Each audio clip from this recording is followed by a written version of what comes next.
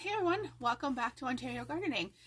So I'm in my canning room and I guess it's just storage. It's really a laundry room, but we've converted it also into like a canning storage area. I am here because every year we sit and I tell you about my plans for the current and upcoming year. Usually that includes like my garden plans, my preserving plans, just anything like that. So far this year we've done a lot of like inside of the house cooking tutorials and herbal remedies, things like that. I've also just kind of gone into just like some basic gardening stuff, but we definitely have more coming up. So I just thought I would share that with you so you can kind of have an idea of like what's coming up and, you know, what you can expect. So the first thing, I have my list here. So like, I don't know what everybody else says on YouTube, but I have this like list. I usually create it at the beginning of the year, and it has like the date, my idea, did I shoot it, did I make a thumbnail, is it uploaded, and I just am able to keep myself organized that way. But I can kind of just run over a couple things. So on Friday, no, you guys will see it beforehand. You'll see a comfrey salve that video that just came out. I highly recommend if you have anybody in your family that has arthritis or any kind of muscle pain, that kind of thing, to check that video out and seriously consider growing comfrey this year. I will warn, it's kind of an invasive plant. If you try to dig out the roots, it's going to be hard to do. It's really going to take some time and effort to transplant those over. But we have arthritis big time in this house, and Voltaren, A535, all that's right out the window because this touches it in a way that none of those can. So highly suggest checking that out. I'm going to talk about quail this upcoming season. I have some now. They are now fully laying. I did lose one, so I'll talk to you about that. And kind of having them in the winter was what we did. We started with them in the winter, which was a challenge. And I'm just going to go into that. I don't want to touch on any of that stuff right now. I'm not going to be making any quail content until at least the end of this season, because I'm not going to sit here and touch on something that I don't know about. I've never raised quails before. This is my first time even like holding them. I didn't even want to hold one at first. So I'm not going to sit here and just preach to you about other people's content back to you. So there's no point in that. I want to get my own hands-on experience and then share that with you guys. So stay tuned for that later in the season. More cooking videos that are going to be coming up just to kind of wrap up the winter season until we're into full swing gardening and doing those kind of tutorials again. I've got butter coming up, so if you have a milking animal or you have access to fresh milk, I do have somebody that's going to hook me up in that way, and then we are going to make homemade butter. I'm going to show you what that looks like. The other thing I'm going to make is homemade peanut butter for you guys, because I actually have started making my own homemade peanut butter for the dog. I kind of just, the last dog we had, we gave natural peanut butter made by like a company, I think we used Kraft. And that's all well and dandy, but I still don't know what exactly could be in that. And whereas I just get my peanuts locally, and it is literally so easy to make. The video will probably be like 3 minutes because it's so easy. So in terms of that, I'm going to actually do a dehydrating guide, because I realized that I have done a bunch of dehydrating tutorials, but never actually went into dehydrating, what it is, how it compares to like freeze drying. I personally will never own a freeze dryer. Unless you're eating like freeze dried snacks and treats and stuff all the time, I feel like that's more of like a prepping tool, and a dehydrator can work just as well for that. So for the like $4,000 or $5,000 price tag and the intricacy that goes into that, I'm not really interested in that at this time. So we'll go into a dehydrating guide and just kind of go over that in some books that are really helpful, some resources. It's pretty straightforward, but you know, I just kind of wanted to touch on that. What else do we have here? I was going to show you pasta. You've got a homemade sourdough dog treat recipe coming up, and that's actually where the natural peanut butter ties into. It's like sourdough discard and peanut butter together to make treats, so watch for that. Doug loves that. I'm going to show you how to make compost tea. I'm going to show you how to make a liquid fertilizer out of your kitchen scraps.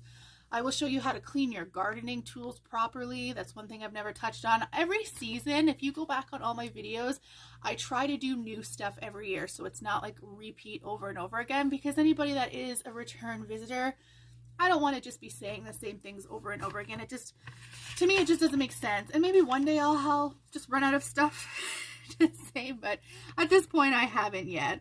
I have a hoop house that I actually had last year. I just never got to that. We had an amazing winter garden, our fall garden, and I was still collecting stuff when we got home from Bermuda in like November, and I think I had kale and broccoli out there until like December. So I really didn't need to utilize the hoop house, but I am still going to do it this year and kind of show you guys what that looks like. I'm going to show you some shade cloth options. We're going to talk about our apple trees and some of the other fruit that we're planting this year. So I will show you outside. At the end of this, I'll take you outside and show you. I'm going to make it an entire fruit garden situation because I'm redoing my shed. So with that, I'm going to be able to plant some like blueberries and raspberries around that. And I'm actually thinking of doing grapes. So what I'm going to do, arch trellises. We'll just talk about that really quick. I've contemplated it so many times. I do have the space to build a little bit of a garden bed to the side of my other garden bed that would still leave ample room for us and the dog and any future dogs. So I could do that and do those arch trellises, but like with the price of T-posts, the price of hog panel, and the overall feel of it, just for me, it just doesn't feel right. It feels like a waste of money to grow something on there that I could grow vertically somewhere else and save a lot of space, not have bugs. So any of the arch trellises that I've actually gone to, because I've been to a couple in real life, with the exception of looking pretty, they're actually kind of a menace. They are blocking sun from the rest of the garden. They harbor bugs like mad. I just don't think I'm really interested. I have twinkle lights and all that stuff. I have other beauty in my garden that I'm not going to fall victim to the trend of doing an arch trellis. I'm not saying like that's not good. You do you. I think they're beautiful. It's just not going to function in my garden because if I'm doing any type of arch, it's going to be for grapes. The dollar of a grape is going to be much more valuable on an arch for me than doing a couple of loofah sponges. I can do loofah sponges or beans or cucumbers or anything like that somewhere else. It is beautiful. Don't get me wrong. I'm not going to do it. But anyways, moving past that, I'm going to do a fruit garden, and I'm also going to do a walk-in tomato garden. And I'm super excited for that one because basically what I've done is I've taken my pre-existing T-posts and hog panels and ones that are literally already built that were custom built for my garden and kind of putting them in a way where I'm going to be walking into a room of tomatoes. And like I said, I'll take you outside at the end of this so that I can kind of show you what I mean. Because it's really cool. It's basically you're going to walk into like a room full of tomatoes, and I think I'm going to do like my herbs on my ground, my thyme, my oregano, my basil, that kind of thing. So that is super exciting. We're going to talk about infusing oils coming back into the fall. That's something that a lot of people are getting into. A lot of people are now moving past using synthetic fragrances in their houses. So like no more candles, things like that. I might do a cameo with my friend. If she's watching, she's probably already like, no, it's not happening. But if she won't do a cameo with me, she owns her own candle business and they're all completely natural and honestly, yada, yada, yada. I'm not even 100% sure. I would have to look into it with her, but I am a victim of Bath & Body Works and the smell of their candles. They're phenomenal, but I understand the toxins that I'm releasing into my home and I want to eliminate those. So we're going to move forward to natural candles with natural infused oils. I'm going to infuse my own oils and I would love for her to show me how to incorporate that in a candle so that I can show you guys. It doesn't seem super, super difficult. Why wouldn't I learn from a pro when we can learn together from a pro? In terms of canning, I am hoping to do apple pie liquor this year. Cranberry sauce for sure. I've been meaning to do that for the last couple years and I just never get to it. I'm going to show you 6 different fridge pickles, and I'm probably just going to do that all in one video. It's like different variations of fridge pickles, so you don't actually have to can them in a canner. It's going to be a put all the ingredients in a jar, tighten the lid, throw it in the fridge for a couple of weeks until it's nice and flavorful, and then eat it that way. There's a couple of really cool ones. It's like Mediterranean, there's like an Asian one, like an Asian inspired, so check out those videos. That pickle video will be come like an end of June once the pickles are all coming off the gardens. If I can get a successful loofah to grow, I'm going to post them, or I'm going to go plant them right now with my tomatoes and my peppers. You guys aren't going to see this for a couple of weeks. You're going to see a bread bowl video and that kind of thing prior to. So you won't be seeing this until I've long planted those loofah. So fingers crossed for me. And then once we start getting into the fall and into the winter, when we get there, we'll get there. I'm going to do my garden tours. I love doing the garden tours, so we're always going to do the garden tours. You guys are going to see Phoebe and how big she's gotten. She'll be a year and 6 weeks. So she's just spent the winter growing. She's not as big as our last golden. She's actually quite little. She's just a baby. I think we might have gotten the runt of the litter. She definitely acts like the runt of the litter. But anyways, you guys will see her on our garden tours. And then, like I said, once we come to the fall and into the winter, I'm going to show you how to save your mums from the fall and decorate them for Christmas. I'm going to show you how to take your dead hydrangea poofs and we're going to make Christmas wreaths with those. I'm going to show you, we're going to talk about gifts for the gardener. We're going to do taking old seed catalogs and making wrapping paper for the gardener in your life. And we're just going to do all that kind of stuff. This year, I'd actually like to show you how we make our like traditional German gingerbread. I'm not German by blood. My step parent who raised me was German, and a couple years ago I wanted my dad passed away when I was at high school, and I kind of just wanted to honor his roots and honor his heritage, and I wanted to try my hand at like a fun authentic gingerbread. And I've made it for a couple years. Everybody likes it, including my spouse who doesn't even like gingerbread. But I was like, you have to try like real gingerbread. You can't just go off of the crap that you get at the store.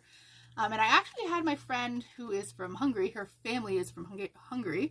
And they tried it this year, her family, and they were all like begging for the recipe. So I'm going to show you how to make that because I think it would just be delicious. I'm going to show you how to use your dehydrator to dehydrate stuff to string on your Christmas tree. And there's a whole bunch of really cute Christmas content that I wanted to do last year, but the year got away from me. Like I said, we had a rough year last year. We went on vacation, and after that, I just needed a break. But anyways, I ended up rambling for 13 minutes. It was supposed to be a really quick video, but I'm excited to have another season with you guys.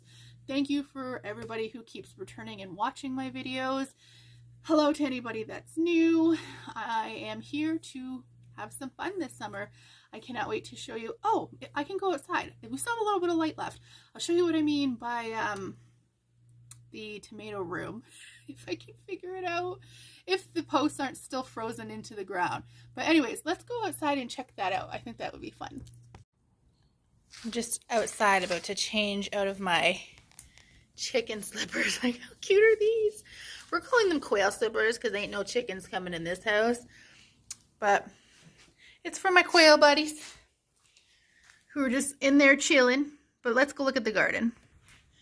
So let's just chat about this angelic little monster that we have got on our hands here. Like, look at this nonsense. This is going to be a stupid, stupid spring. It's okay though, because we got training tactics and we're ready to use them. So this is already fallen down, so just give me one sec. Okay, so you're standing in the garden. This is a corner bed.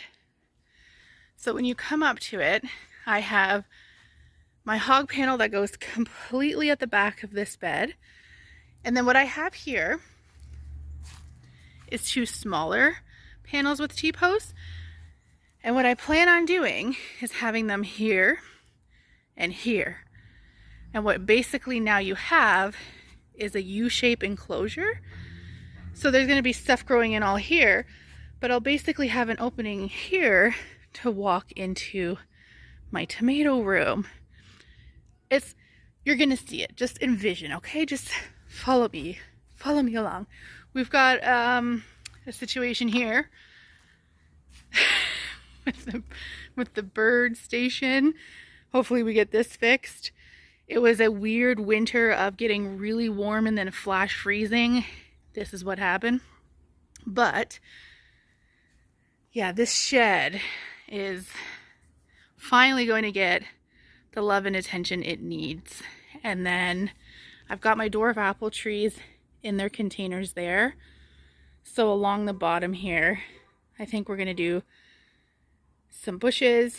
And then this garden bed here had the comfrey is under that. The reason it's under that is comfrey is toxic to dogs, so that needs to come completely out of there, and it's going to go in behind the pool where she can't even access. And this is actually going to become hers. It's going to become Phoebe's patch for strawberries and maybe some raspberries. And then yeah, like I said, if we're doing any trellising, it's going to be around this shed if we're doing anything.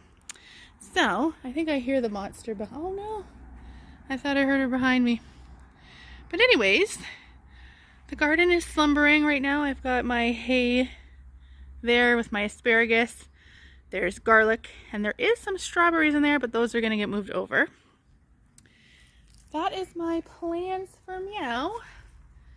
We will talk to you soon in the garden. Bye.